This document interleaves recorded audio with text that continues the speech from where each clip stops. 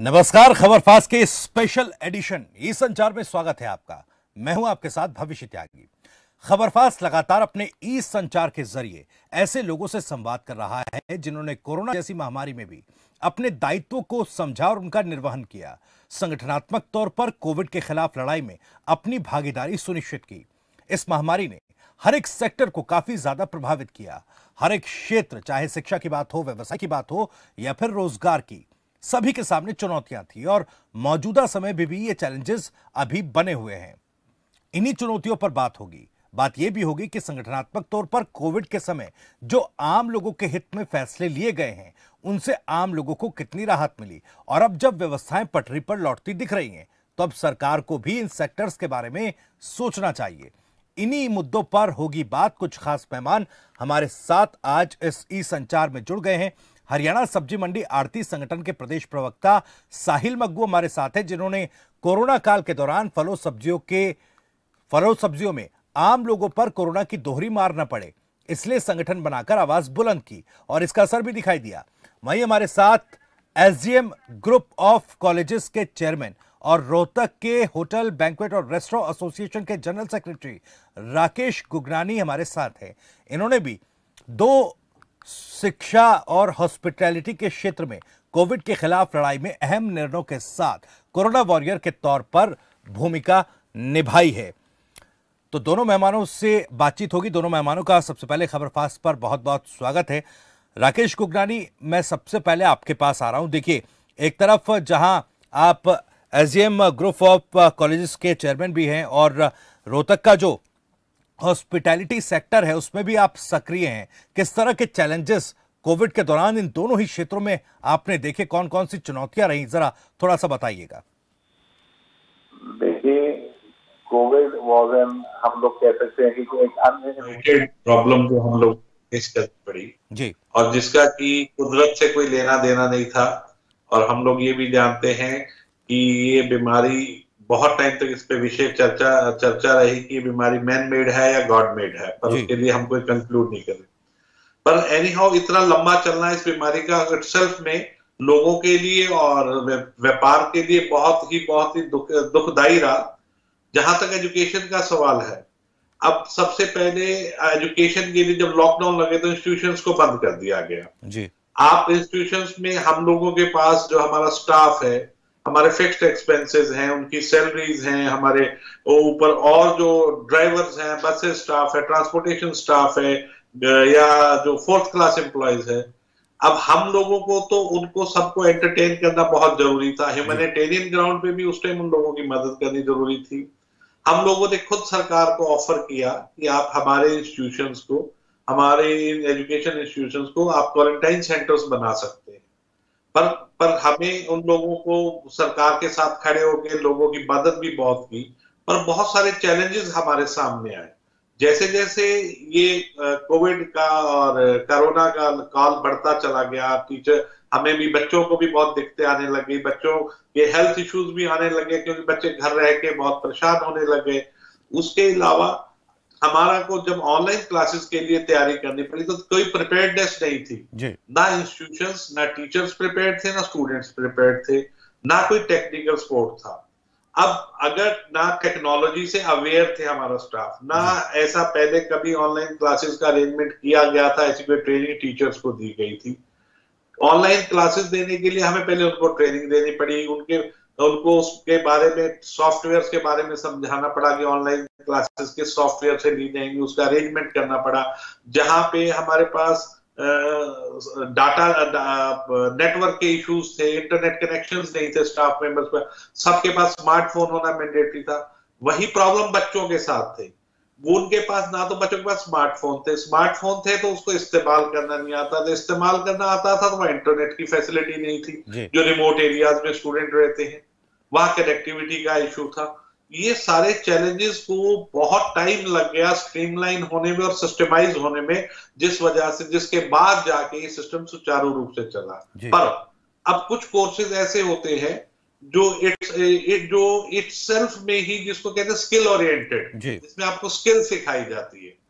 अब skill oriented courses में आप ऑनलाइन क्लासेस नहीं ले सकते क्या आप किसी को अगर कोई टेक्निकल चीज सिखाना चाहते हैं तो क्या ऑनलाइन सिखा सकते हैं? नहीं, वो स्किल ओरिएंटेड कोर्सेज और फिजिकल प्रेजेंस से ही सीखा जाता है।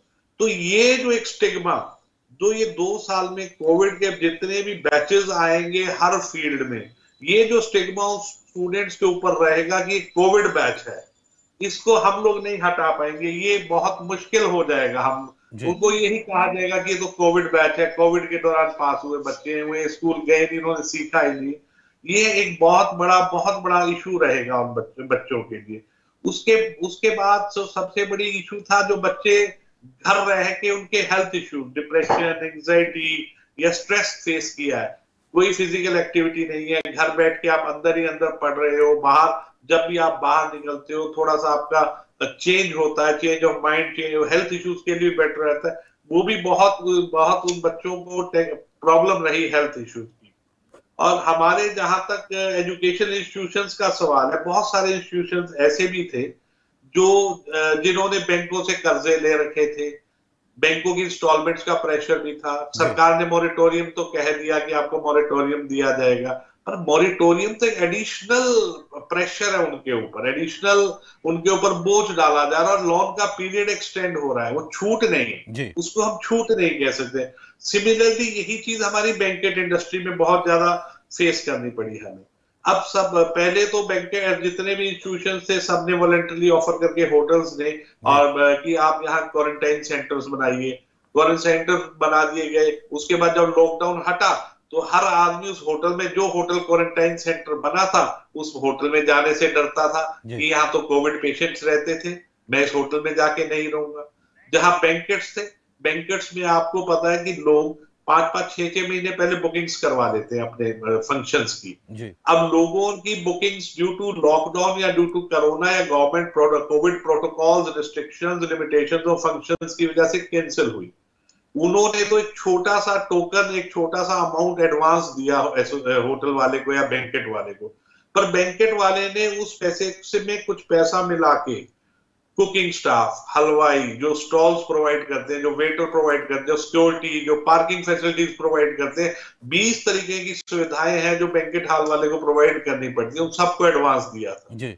बुकिंग कैंसिल होने से कोविड प्रोटोकॉल के नाम पे हमसे बैंकेट हॉल वाले को तो प्रेशर देके पैसे वापस रिफंड लिया गया, पर बैंकेट हॉल वाले का रिफंड आगे किसी भी, क्योंकि वो सब लेबर क्लास थी, वहां से कहीं से भी कोई रिफंड आया ही नहीं। ये प्रेशर उसके ऊपर एक एडिशनल प्रेशर पड़ गया जो कि उसको बियर कर। सर जब बैंकेट हॉल शुरू हुए, होटल शुरू हुए, 50% कैपेसिटी में या लिमिटेड कैपेसिटी से रन करने की परमिशन मिली, पर उसमें कॉस्ट कितनी बढ़ गई, सैनिटाइजेशन की कॉस्ट बढ़ गई। आप सैनिटाइजर प्रोवाइड कर रहे हैं कस्टमर को, वहां पे आपको, वहां पे कस्टमर जब एंटर कर रहा है पहले उसका टेम्परेचर मेजर करना है, उसके हैंड सैनिटाइज कराने हैं स्टाफ।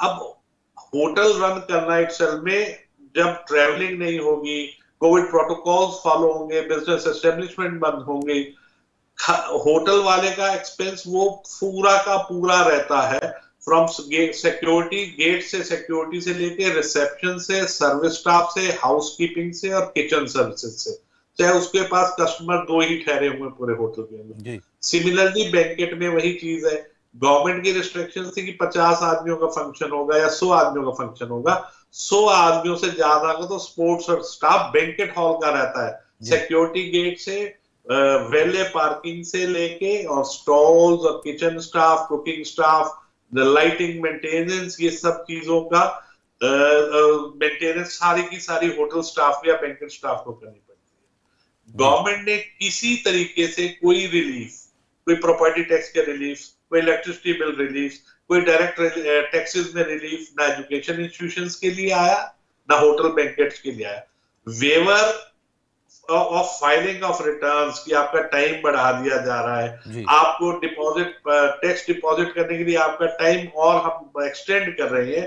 ये तो कोई रिलीफ नहीं था, हमें तो डायरेक्ट एग्जम्पशन चाहिए थी टैक्सेस में, डायरेक्ट रिलीफ मिलना चाहिए था होटल्स को, बैंकेट्स हॉल्स को, एस्टेब्लिशमेंट को, जो इतनी बड़ी बड़ी एस्टेब्लिशमेंट है जिनकी रनिंग कॉस्ट इतनी ज्यादा है, और बहुत ज्यादा लॉसेस हुए हैं हॉस्पिटैलिटी जी इंडस्ट्री को, और बहुत बुरी तरह से हिट हुई है इंडस्ट्री। बिल्कुल ठीक है। राकेश गुगनानी साहब इस पर और बात करेंगे, क्योंकि जैसा आपने बताया कि जो जो इंस्टीट्यूशंस लोन पर चल रहे थे, जिन्होंने लोन लिया था, उनको मॉरिटोरियम पीरियड की तो एक सुविधा मिली, लेकिन उसका फायदा नहीं मिला। हालांकि एक तरफ जहां पर चाहे बात की जाए एजुकेशनल इंस्टीट्यूट की, तो जो स्टाफ था उसको भी सैलरी लगातार दी जा रही थी।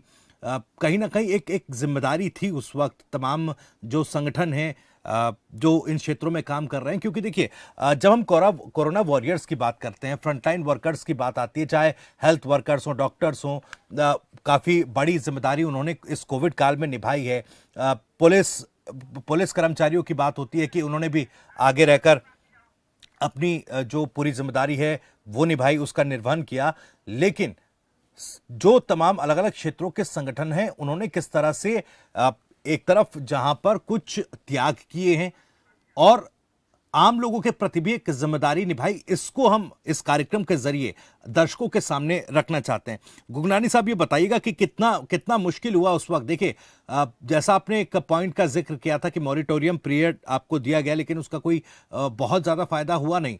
लेकिन जो जिम्मेदारी थी एक इंस्टीट्यूट की कि जो उसके एम्प्लॉयज हैं कोविड काल से इफेक्ट ना हो, उनको सैलरी देना है, ये सब चुनौतियां, इसके बारे में थोड़ा बताइएगा।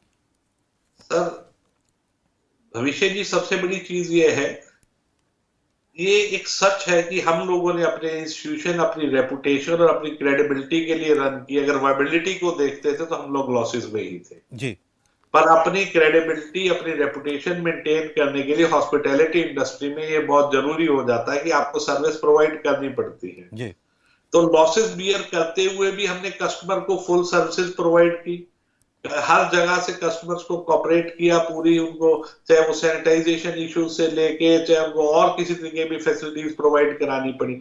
सिमिलरली जहां तक स्टूडेंट्स की बात करते हैं हम एजुकेशन इंडस्ट्री में, अब जो बच्चे जो रिमोट एरिया से, गरीब परिवारों से आते हैं, जिनके जिनके पेरेंट्स प्राइवेट जॉब्स में थे, उनको तनख्वाह नहीं मिली है, या तनख्वाह मिली भी है तो सफिशिएंट कट कटा के मिली है। जी बहुत सेल्फ एम्प्लॉयड फैमिली से आते थे, जिन बच्चों के पेरेंट्स की दुकानें बंद है, बिजनेस बंद है, कारोबार बंद है। उन्होंने फीस देने से समय मांगा हमसे, हम अभी फीस देने में असमर्थ है, जी हमें कुछ और समय चाहिए। हम लोगों ने सामाजिक तौर पे, एक ह्यूमैनिटेरियन ग्राउंड पे उनको वहां पे भी अकोमोडेट किया, जी उनको टाइम दिया, पर जो स्टाफ हमारे पास काम कर रहा है उसको समय पे उनका वेतन भी दिया ताकि वो भी अपना घर चला सके। उनका ध्यान रखना भी हमें जरूरी था। जो बच्चे असमर्थ थे हमें पे करने में, हमें उनके साथ भी, उनको भी अकोमोडेट करना पड़ा, उनके लिए भी हमें उनके साथ खड़े हुए इस घड़ी में हम लोग। जी चलिए ठीक है सर, मैं लौटूंगा आपके पास। साहिल मग्गू जी भी हमारे साथ जुड़े हुए हैं।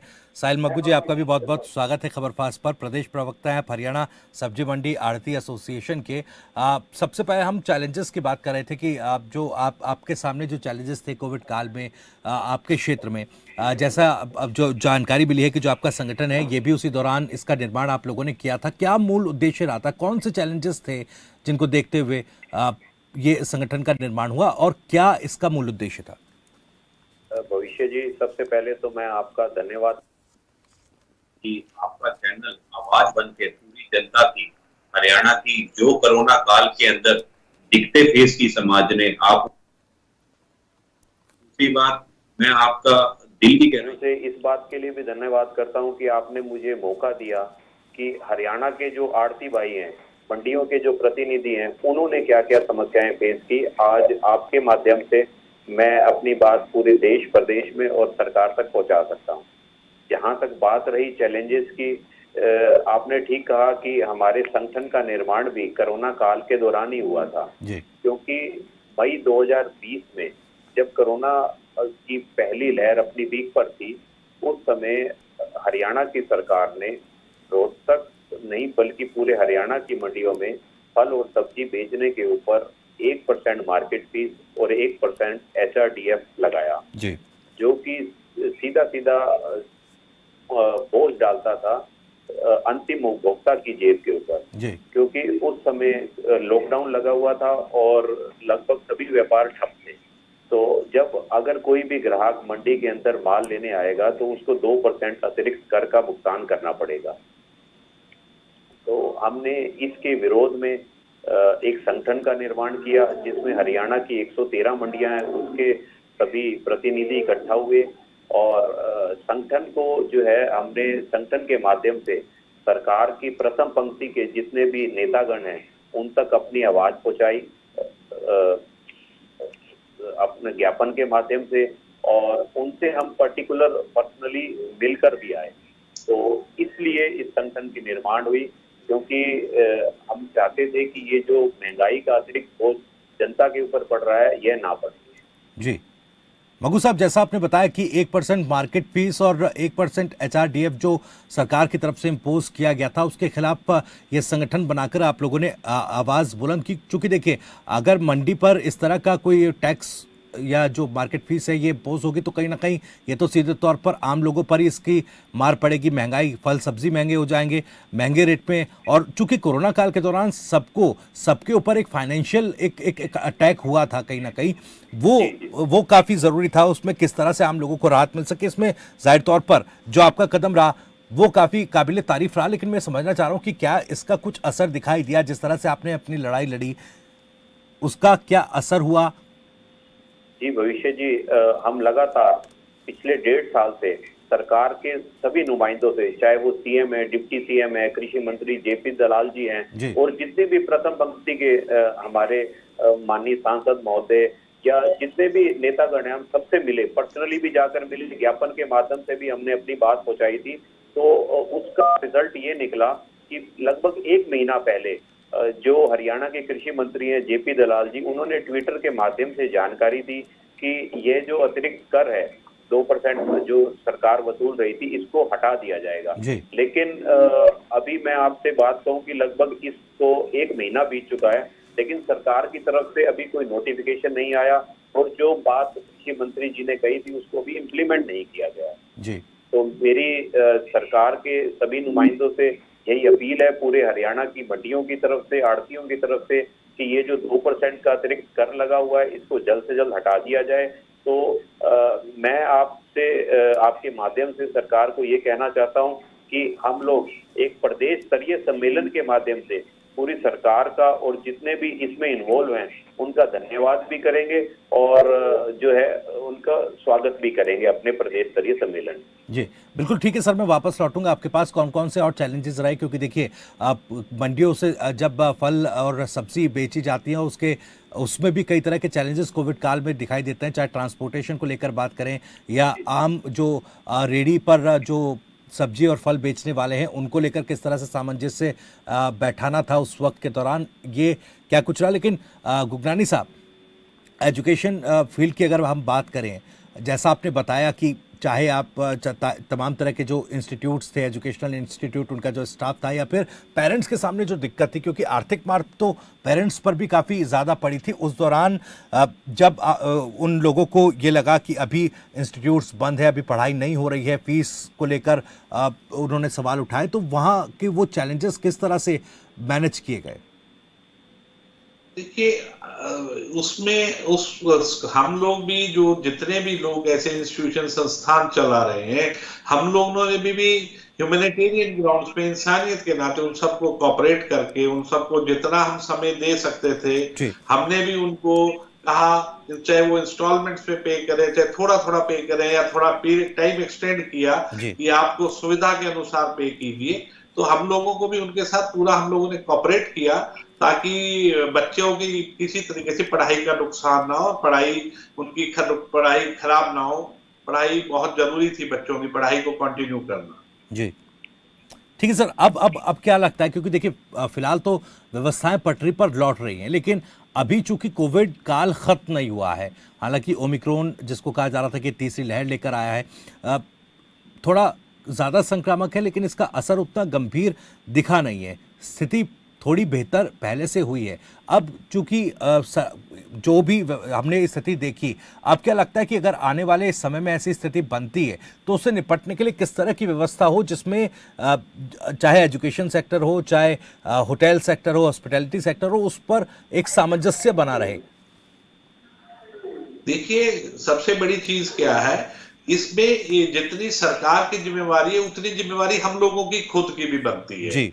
पेरेंट्स को स्कूलों में खुद देखना पड़ेगा। ये स्कूल के लिए या कॉलेज के लिए मुमकिन नहीं है कि हर बच्चे का गेट के ऊपर जांच की जाए, उसका टेम्परेचर मेजर किया जाए या उसको उसका स्वास्थ्य चेक करके उसको अंदर आने दिया जाए। वो पेरेंट्स की भी अपनी जिम्मेवारी बनेगी कि वो बच्चे को अगर कोई भी किसी तरीके से प्रॉब्लम है, उसको खांसी है, गला खराब है, बुखार है, तो उसको स्कूल ना भेजें। इसी तरीके से होटल इंडस्ट्री भी जहां तक है, वहां आने वाले हर गेस्ट को, हर रेस्टोरेंट में आने वाले हर गेस्ट को खुद ध्यान देना चाहिए कि अगर मेरे को कोई तकलीफ है तो मैं वहां जाकर और लोगों में इस बीमारी को ना फैलाऊं।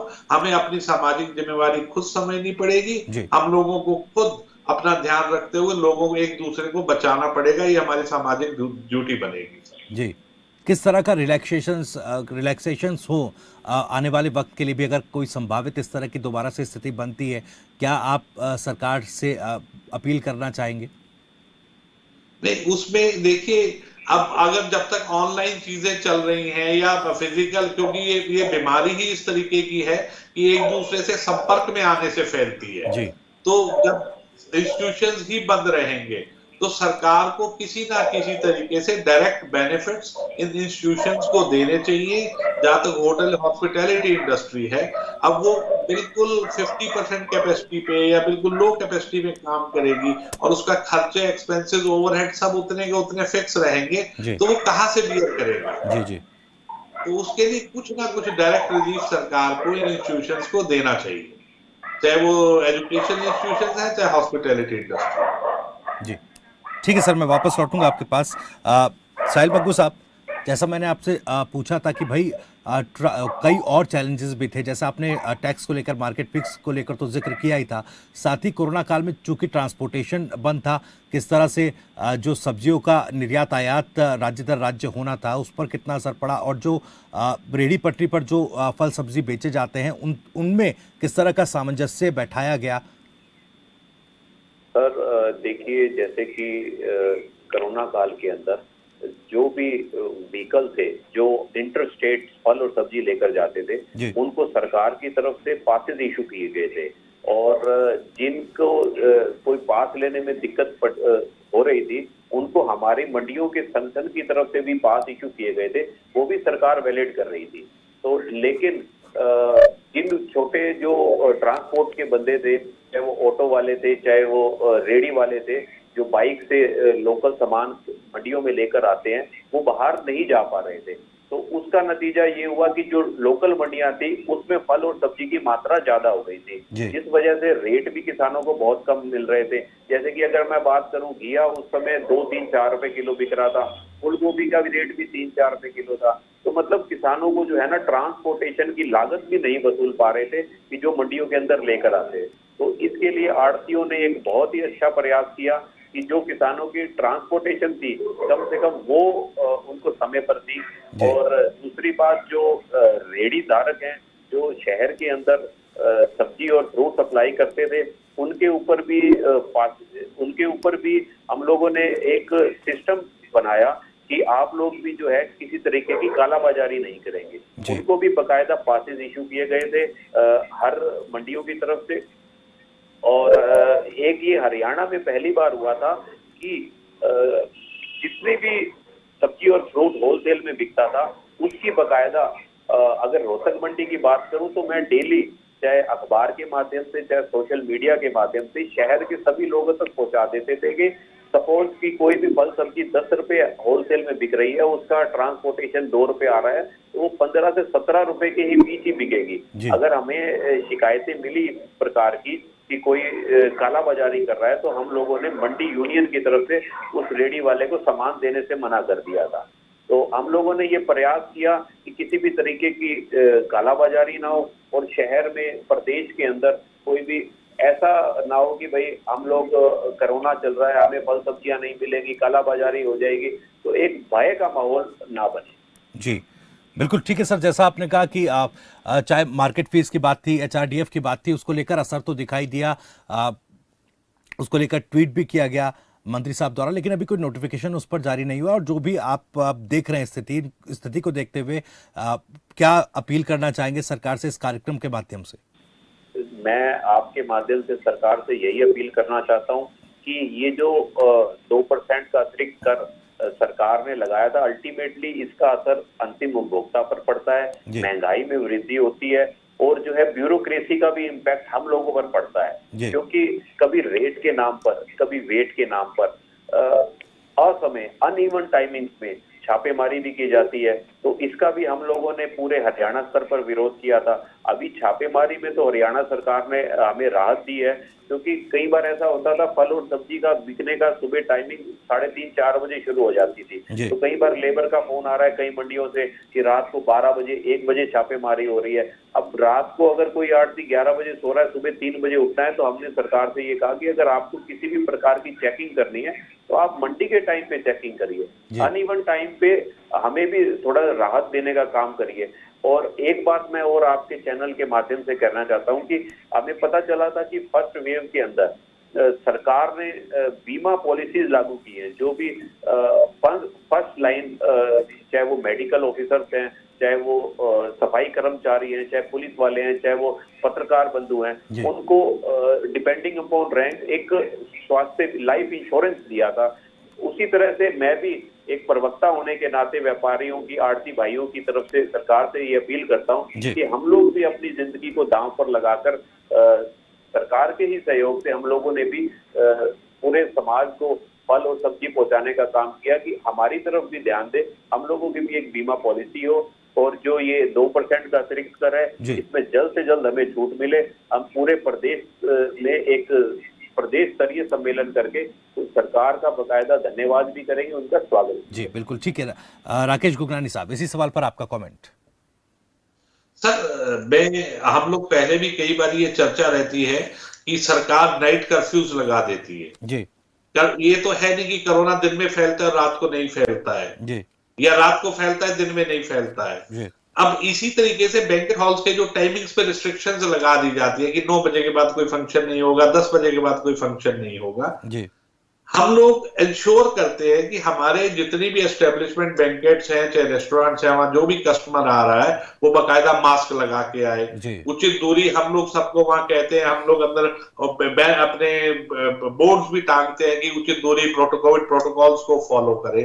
अब सरकार कहती है कि आप सर्टिफिकेट हर एक को दोनों वैक्सीनेशन सर्टिफिकेट चेक करें तो अंदर आ सकता है। ये मुमकिन नहीं है हमारे लिए कि कोई भी कस्टमर अगर आ रहा है, किसी बैंकेट हॉल में आ रहा है, रेस्टोरेंट में आ रहा है, तो कैसे मुमकिन है कि उसका कोविड सर्टिफिकेट चेक किया जाए, वैक्सीनेशन सर्टिफिकेट चेक किया जाए, उसके बाद उसको उसकी एंट्री दी जाए।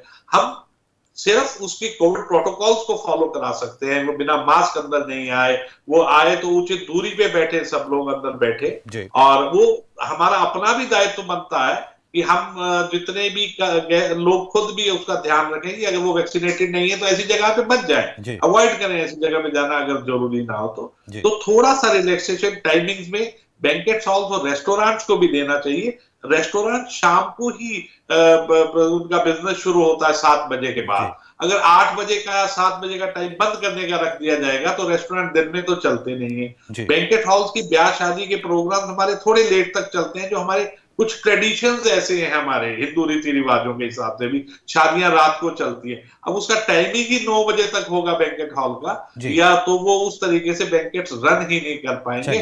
थोड़ी सी रिलैक्सेशन सरकार इन नॉर्म्स में। बिल्कुल मैं शुक्रिया करना चाहूंगा आप दोनों का ही, क्योंकि आप दोनों ने ही अपने अपने क्षेत्रों में जिस तरीके से कोविड काल में तमाम लॉसेस के बावजूद कुछ डिसीजंस लिए जो कि आम जनता की बेहतरी और कोविड की इस लड़ाई में कहीं ना कहीं आप लोगों ने एक अपनी भागीदारी सुनिश्चित की। इसके लिए भी बहुत बहुत शुक्रिया आप दोनों मेहमानों का। इस कार्यक्रम में जुड़ने के लिए भी बहुत बहुत शुक्रिया। कार्यक्रम का समय फिलहाल खत्म हो गया है। बहुत बहुत शुक्रिया आप दोनों मेहमानों को। तो कहीं ना कहीं कई ऐसे व्यवसायिक संगठन हैं, क्षेत्र हैं जो कोविड के खिलाफ इस लड़ाई में अपनी भागीदारी सुनिश्चित करते रहे हैं। काफी नुकसान उनको हुआ है, लेकिन अब जब व्यवस्थाएं पटरी पर लौट रही है तो सरकार को चाहिए कि कहीं ना कहीं जब कोविड के न्यू नॉर्म्स आए हैं तो कहीं ना कहीं कुछ ऐसे नियम भी और ऐसी चीजें भी इनके सामने रखी जाए ताकि इनको भी अब थोड़ा सा फायदा हो। फिलहाल ई संचार में इतना ही। नमस्कार।